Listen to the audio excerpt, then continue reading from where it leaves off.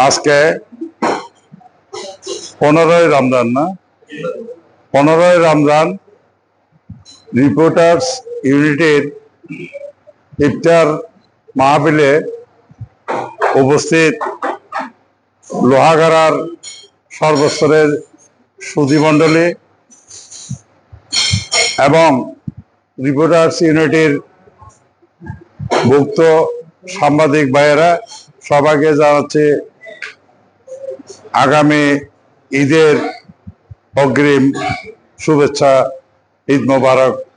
আসসালামু আলাইকুম। আজকে এই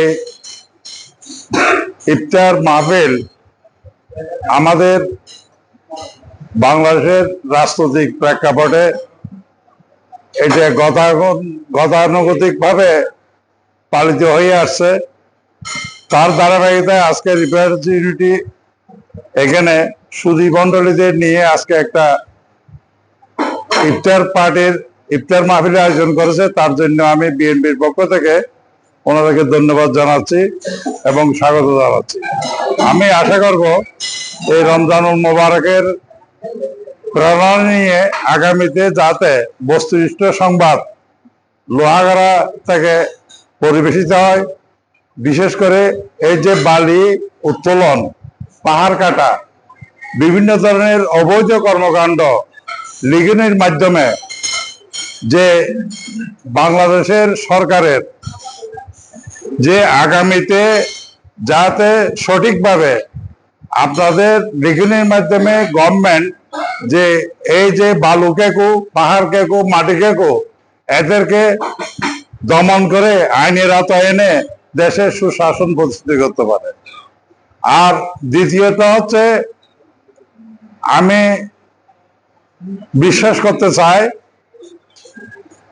ফ্যাসিস্ট পতনের পর এখন নতুন বাংলাদেশের স্বপ্ন আমরা এবং তরুণরা দেখে।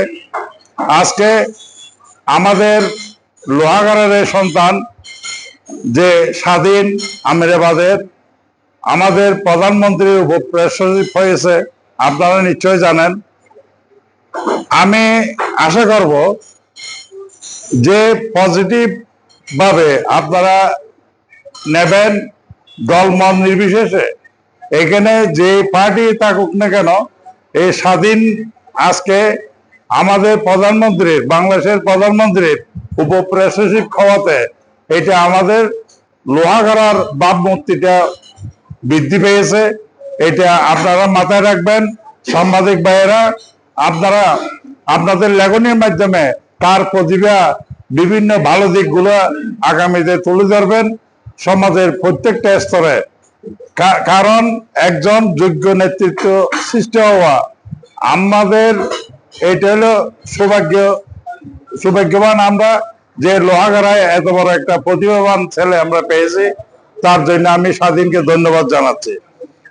প্রিয় উপস্থিতি, আমাদের এখানে মনোজাত হবে, বক্তব্য রাখবো না। পরিশেষে আমি সবাইকে ধন্যবাদ জানাচ্ছি আজকে এখানে উপস্থিত থাকার জন্য।